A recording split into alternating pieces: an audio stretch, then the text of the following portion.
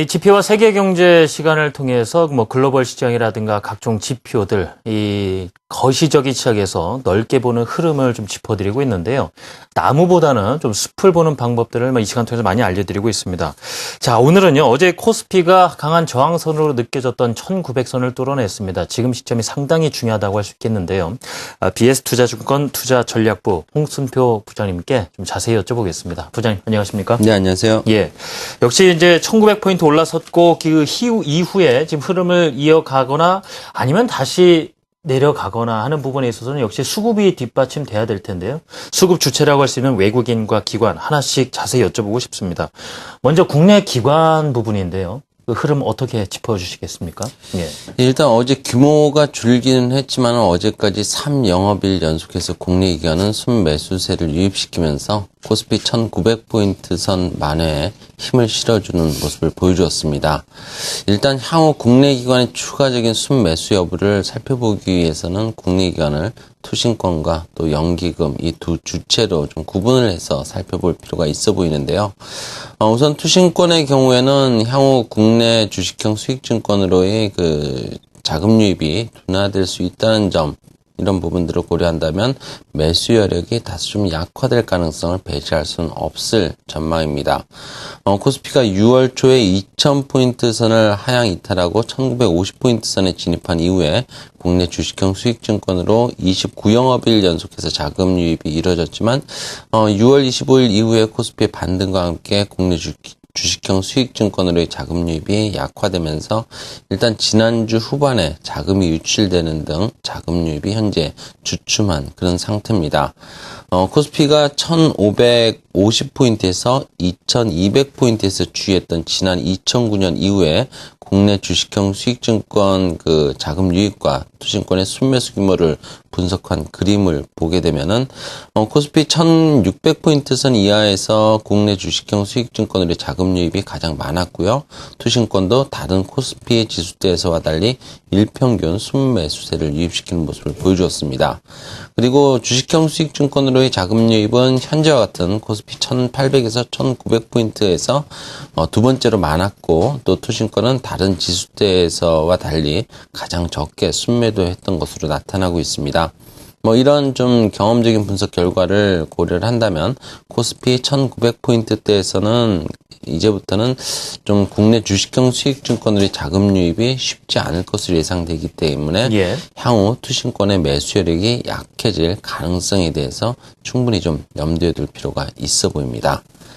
이에 반해서 지난 그 2009년 이후에 연기금의 경우에는 코스피 1600포인트 선 이하에서 가장 강하게 순매수세를 유입을 시켰고요. 이어서 1700에서 1800포인트 미만에서 또 적극적으로 매수했던 것으로 나타나고 있습니다. 일단 연기금의 순매수세 유입이 1800포인트 선 이상에서부터는 다소 좀 둔화되는 양상이 나타나지만은 전반적으로 2000포인트 선까지는 다른 지수대보다 강한 매수세를 유입시켰다는 점을 고려한다면 일단 향후에도 연기금의 그 코스피에 상대적으로 좀 우호적인 수급 주체로서의 역할은 지속 가능하다라고 판단을 해볼 수 있겠습니다. 예. 지금까지 코스피 지수별로 어떤 매수 규모라든가 통계를 지켜봤을 때 투신권 같은 경우에는 지금 1900포인트 내에서 매수 여력이 좀 약화될 수는 있지만 연기금 같은 경우에는 그래도 우호적인 수급 주체로 계속해서 나설 수 있겠다라고 전망을 해주셨고요. 자, 한편으로 이제 기관 말고 외국인의 또 순매수 여부가 남아 있습니다. 어제 7월 들어서 처음으로 3천억 원대 매수를 해줬거든요. 외국인의 수급 관련해서는 어떻게 전망하고 계십니까? 예, 사실 미국 연준 그 버냉키 연준 의장의 상하원 증언 이후에 출구 전략에 대한 우려감이 완화되었음에도 불구하고 외국인은 2영업일 연속해서 순매도하는 모습을 보인 바가 있었습니다. 이런 부분들은 국내 기업 실적이라든지 또 경기 등 코스피를 둘러싼 펀드멘탈이 그 개선이 뒷받침되기 전까진 외국인들의 추세적인 순매수 로의 그런 전환 가능성이 상대적으로 낮다는 점을 시사한 것이라 볼 수 있겠는데요. 물론 외국인은 이번 주 들어서 다시 2영업일 연속해서 매수세를 유입을 시키면서 최소한 향후 순매도가 강화될 가능성은 상대적으로 낮다는 점도 더불어서 확인을 시켜주고 있습니다. 일단 그 미국의 출구 전략에 대한 우려감이 현재의 낮아짐에 따라서 달러화의 그 상승에 제동이 걸림으로써 상대적으로 원화의 강세가 예상이 될 수 있다는 점, 이런 부분들도 단기적으로 외국인의 수급에는 도움을 줄 것으로 예상을 해볼 수 있습니다. 그리고 전략적인 측면에서 본다면은 외국인의 매수의 유입이 저평가된 업종들에 한하고 있다는 점에도 주목을 할 필요가 있어 보입니다. 코스피가 지난 7월 8일과 또 8일에 1810포인트 선에서 단기 저항을 단기 저점을 확인한 이후에 외국인은 자동차 업종에 대해서 집중적으로 순매수를 하고 있고요. 또 더불어서 소프트웨어라든지 조선, 디스플레이, 그리고 하드웨어, 반도체, 유틸리티, 화학 등에 대해서도 일평균 50억 원 이상의 매수세를 유입을 시키고 있습니다. 최근 그 외국인이 매수하고 있는 업종들의 특징을 본다면은 일단 공통된 특징은 대부분이 저평가되어 있다는 점을 들 수 있겠습니다.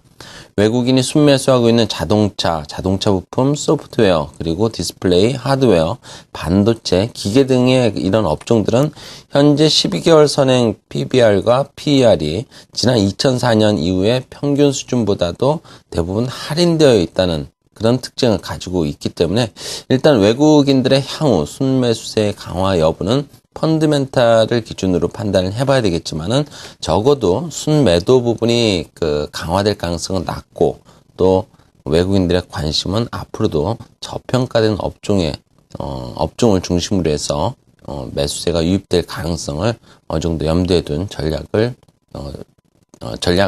짜볼 필요가 있어 보입니다. 예. 자, 증시 격언 중에서도요, 시장의 호재는 저평가다라는 말도 있습니다.